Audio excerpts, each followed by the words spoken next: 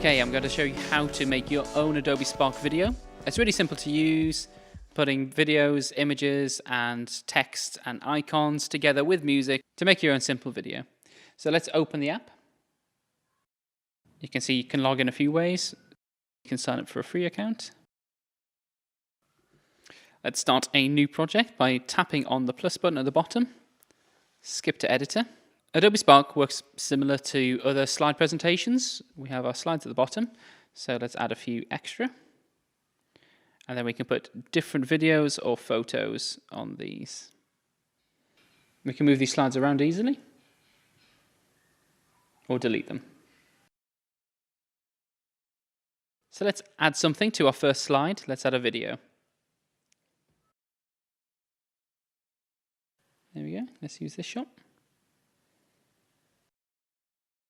And using the slider, you can choose which section of your video you'd like to get in and how much as well.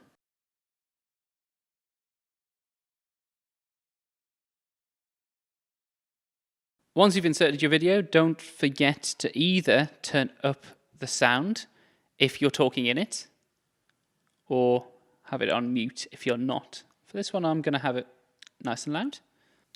And then you can watch it back if you want to check if it's right. Great. On your next slide, you could add text, or you could add text on top of your video, or an icon, but let's add text on a new slide. Text. Again, you can make that larger or smaller, and move it around with one finger. You can search for loads of different types of images that are free on the internet and free to use.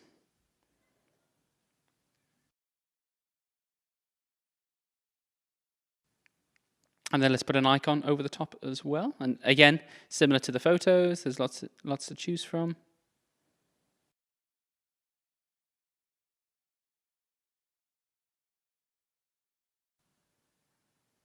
There we go. Then over the top of this, you can record your own voice by holding down the microphone. If we all use renewable energy, the world will be a better place.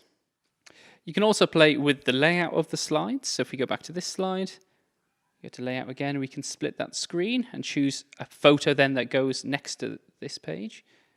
So we could have something like that. And there are a few different options that you can play with. And then what else you can do is you can add a different theme. So you can choose one of these.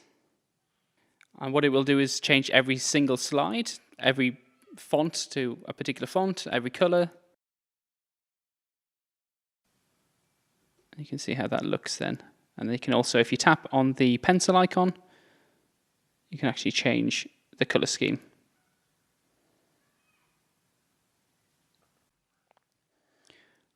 Also, what you need to think about is you need to think about what type of music you want. If you want any at all, you can press the bin icon.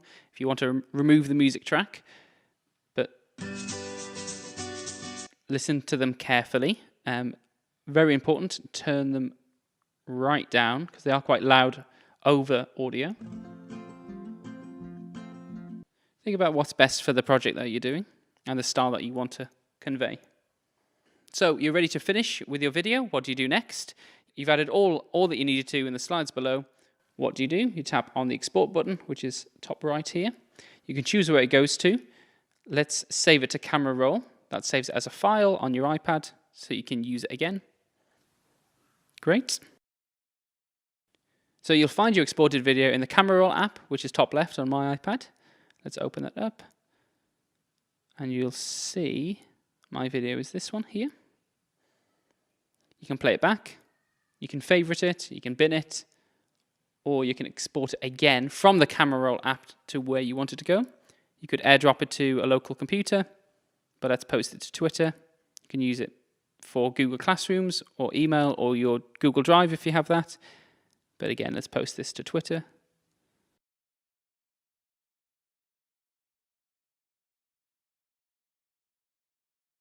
And there we go, ready to tweet. Or you can also export the link via Twitter or Facebook if your school uses that. And it shares this from the Adobe Spark website itself. So thanks for watching. I hope you enjoyed seeing how you can create a really effective video easily in the Adobe Spark app, putting images and icons and music and your own voice together to actually make a difference. Thanks for watching. See you next time. So how do you download Adobe Spark Video? I'll be using the App Store for Apple devices. So if we search for Adobe, we can find our free apps. There we go. There's a nice little bundle. There we go. And if you tap on some of these download icons that would be on yours, then you can download it. This is where you'll be able to download them if you have access, but also the IT team in your school might have to do this for you.